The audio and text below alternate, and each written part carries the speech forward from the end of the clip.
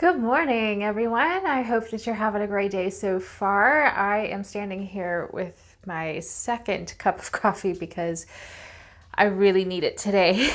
But we're going to talk about hydration. I've been talking about it on my blog this week.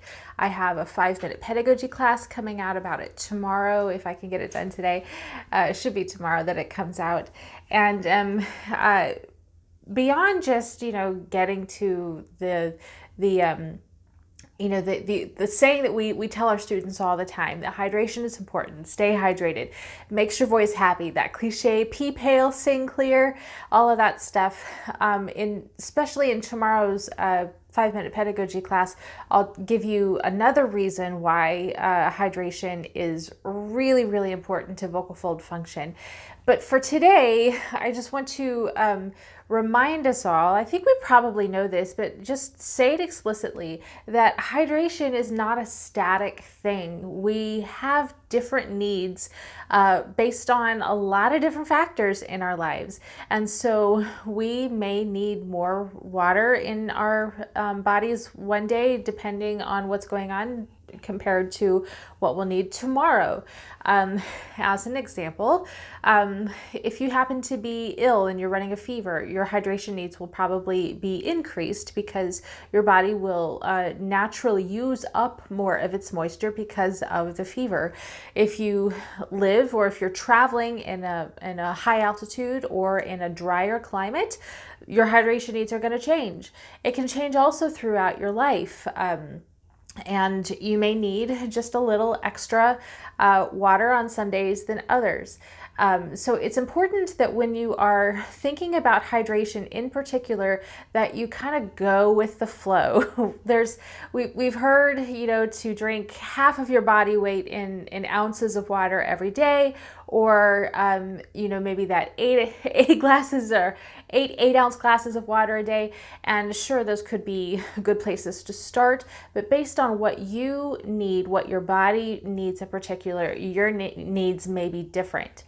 I can definitely tell when I am feeling dehydrated based on how I'm singing, because I do just feel different. My voice feels different when I'm dehydrated.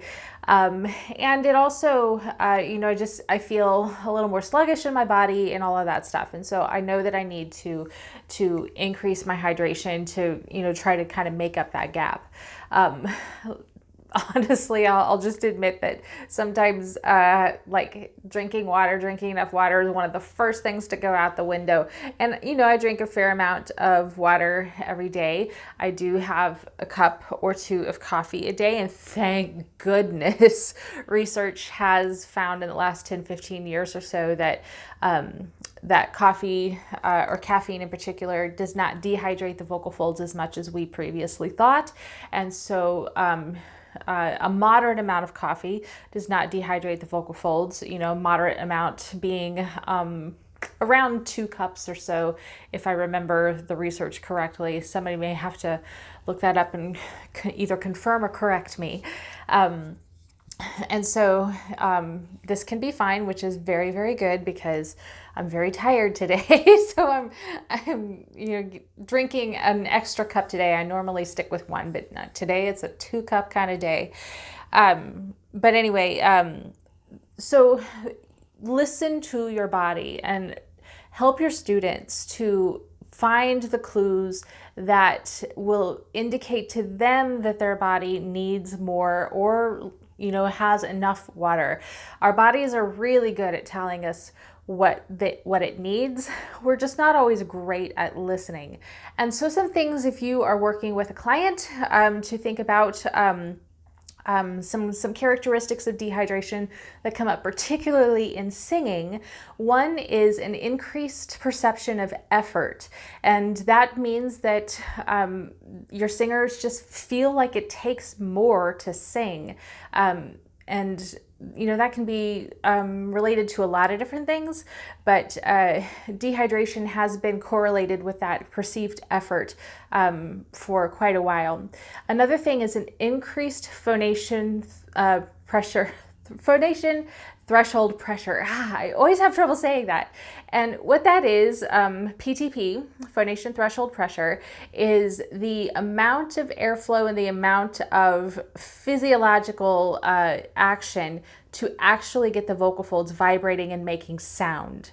And that can increase when the body is dehydrated because the mucosal wave and the vocal folds can be disrupted. I'll talk about that again tomorrow in the pedagogy, 5-minute pedagogy class, but the vocal folds themselves can get a little stickier because the mucus is too thick or is thicker, and that can increase the phonation threshold pressure. I said it, yay!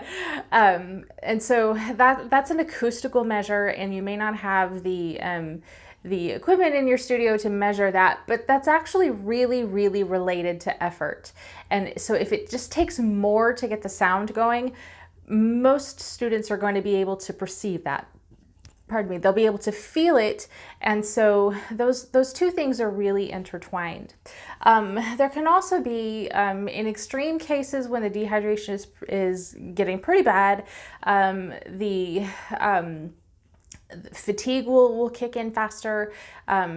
Dynamic control will be decreased, particularly a student may have trouble singing very soft dynamics because the vocal folds just don't have enough fluidity to be able to do that well. And you may find that things like the vibrato gets a little wobbly. You know, that's pretty extreme. Most people are not going to let their dehydration get to that level. However, lots and lots and lots of people, probably myself included, let's be honest, but lots of people are living with a low level of dehydration almost all of the time. And so when we get used to that, we kind of get used to not working optimally. And so that suboptimal operation becomes kind of our standard, that becomes our baseline. So if we were to increase our hydration, we might actually find that a lot of things work better. And so that's something to keep in mind. It's also true that the type of hydration that you're using is important. Not all sources of liquid are created equal. I'm going to drink a couple of extra cups of water today too, because water can help increase energy as well. I use caffeine, honestly, not only to kind of wake me up today, because my dog's been getting me up like 3 times a night for the past 3 weeks, and I'm like super over it, but I'm really tired today. But I also use caffeine for migraine relief sometimes, because it works really reliably for me. And so when I take in caffeine, I tend to, up my water intake as well, because caffeine is a whole body diuretic. It just doesn't seem to affect the vocal folds quite as much. But still, you want to make sure as much as possible that the kind of liquid that you're taking in is quality. So it may be even a matter for some people that quality is going to be more important than quantity. Because if you're someone who is like living on a pot of coffee a day, no judgment from me, but if that's you, the liquid that you're taking into your body might not be as good a quality as if you were drinking that much or more in actual just water.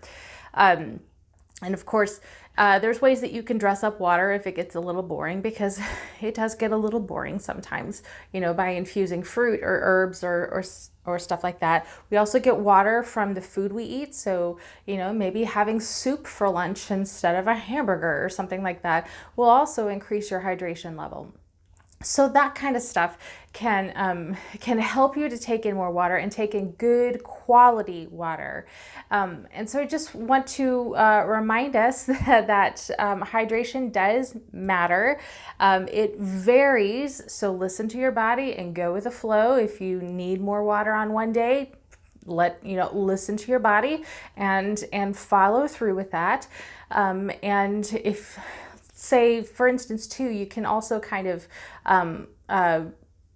like preload water a little bit. Like if you know you're going to be on a plane, planes are notoriously dehydrating for people. Like the air just literally sucks it right out of you.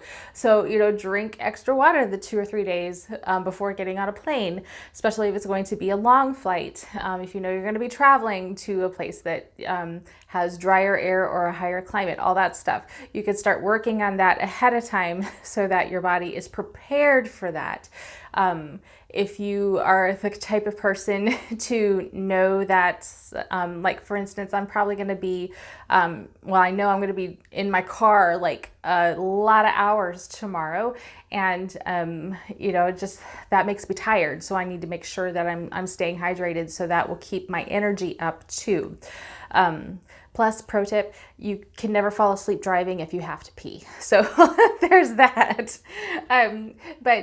So listen to your body and adjust your hydration level as your body is instructing you. If you are unsure, going above and beyond, drinking more than you think you need is always a good idea. And then, make sure that you're drinking quality liquid. Quality may be more important than quantity, especially for some people. And remember that the hydration level that you have in your body is going to affect how you're singing. And so if you need a motivation, that's a way to do it. Remember that hydration directly affects how your vocal folds interact with each other. I'll talk about that a little in depth in tomorrow's 5-minute pedagogy class. So I'm going to go finish this cup of coffee because I'm still tired, even though my dog can sleep all day after keeping me up all night. I can't. So I'm going to drink this extra cup of coffee. Hope it gives me a little bit of a boost to get over the hump for the middle of my day. And I hope you have a fantastic day. If you watch this, go grab another cup of something and drink it with me. All right. Have a fantastic day. I'll see you soon.